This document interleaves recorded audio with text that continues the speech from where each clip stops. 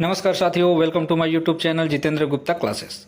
और मैं जितेंद्र गुप्ता आप सभी के बीच उपस्थित हूं कुछ दिन भर के मुख्य समाचार को लेकर के, जिसमें साथियों विदेश मंत्री एस जयशंकर का रशियन विदेश मंत्री से मिलने के बाद पुतिन से मिलना और गया जी में मोदी का बिहार को सौगात। इसके अलावा बंगाल में पिछले 3 महीने में बांग्लादेश बॉर्डर से सटे जिलों में 9 गुना नए वोटरों का पंजीकरण, तमाम इन सभी बातों पर आज के इस वीडियो में हम लोग विस्तार से चर्चा करने वाले हैं। सबसे पहले हम लोग बात करते हैं साथियों रूस की 3 दिवसीय यात्रा पर गए विदेश मंत्री एस जयशंकर का, जिन्होंने अब पुतिन से मुलाकात की है और पुतिन से मुलाकात के दौरान भारत रूस संबंधों को सेकेंड वर्ल्ड वार के बाद से दुनिया के सबसे स्थिर रिश्तों में से एक बताया है। ये मुलाकात साथियों एक ऐसे समय पर हो रहा है जब अमेरिका ने भारत पर 50% टैरिफ लगाने का ऐलान किया था। इससे पहले एस जयशंकर ने विदेशी मंत्री सर्गेई लावरोव से भी मुलाकात किया था। दरअसल ट्रंप प्रशासन का कहना है कि भारत रूस से कच्चा तेल खरीदकर अप्रत्यक्ष रूप से यूक्रेन युद्ध को फंडिंग कर रहा है। वहीं अब रसिया ने और 5% टैरिफ कम कर दिया है, यानी कि भारत जो रसिया से तेल लेकर के आता था जितना टैरिफ दे करके, उस टैरिफ में भी 5% की कमी कर दी है। ऐसे में ट्रंप के जले पर नमक छिड़कने जैसा यह रवैया रसिया का दिख रहा है।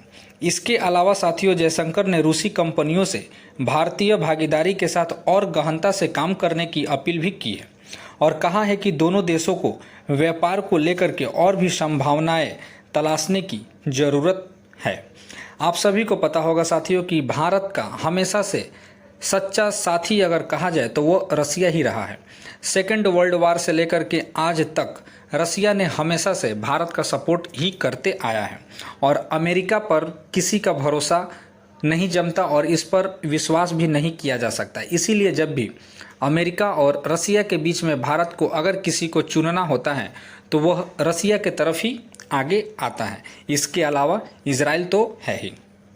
अब हम लोग बात करते हैं साथियों 22 अगस्त को नरेंद्र मोदी बिहार के गया जी जिला में एक रैली को संबोधित किया है, जिसमें उन्होंने ऑपरेशन सिंदूर पर पाक को चेताते हुए यह भी याद दिलाया कि बिहार की धरती से किया गया कोई भी संकल्प खाली नहीं जाता है और आरजेडी कांग्रेस को भी घेरते हुए कई सौगात बिहार को उन्होंने दिया है तथा बिहार में घुसपैठियों को लेकर के भी उन्होंने बहुत बड़ी बातें की है।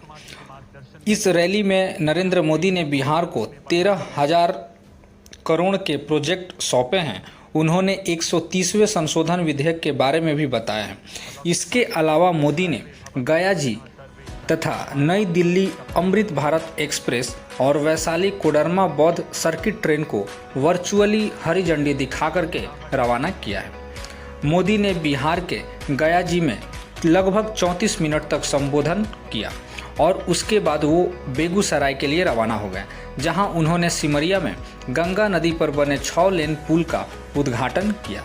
इसके अलावा वो पश्चिम बंगाल में भी कलकत्ता हावड़ा जिला में आए और यहाँ पर भी मेट्रो को हरी झंडी दिखलाए, जिसमें कि हमारे हावड़ा मैदान से अगर मेट्रो पहले चलती थी तो इस प्लानेट से रूट बदल करके वह अपना रूट तय करती थी, लेकिन अब पश्चिम बंगाल के हावड़ा जिले से हावड़ा मैदान से होते हुए सॉल्ट लेक के लिए डायरेक्ट मेट्रो का अनावरण किया गया। अब हम लोग बात करते हैं वेस्ट बंगाल में वोटर सूची को लेकर के एक बहुत ही बड़ा खुलासा हुआ है। एक रिपोर्ट के मुताबिक पिछले 3 महीने में बांग्लादेश सीमा से लगे और मुस्लिम बहुल जिलों उत्तर 24 परगना, दक्षिण 24 परगना, नदिया, मालदा, मुर्शिदाबाद, उत्तर दिनाजपुर और कूच बिहार में नए मतदाता पंजीकरण में 9 गुना तक उछाल दर्ज किया गया है। सामान्यतः एक विधानसभा क्षेत्र में हर महीने औसतन 100 नए पंजीकरण होते हैं, लेकिन अब यह संख्या करीब 900 तक पहुंच गई है। यह असामान्य वृद्धि चुनाव आयोग के लिए चिंता का विषय बना हुआ है। वहीं बीजेपी इसे अवैध घुसपैठिए से जोड़ रही है।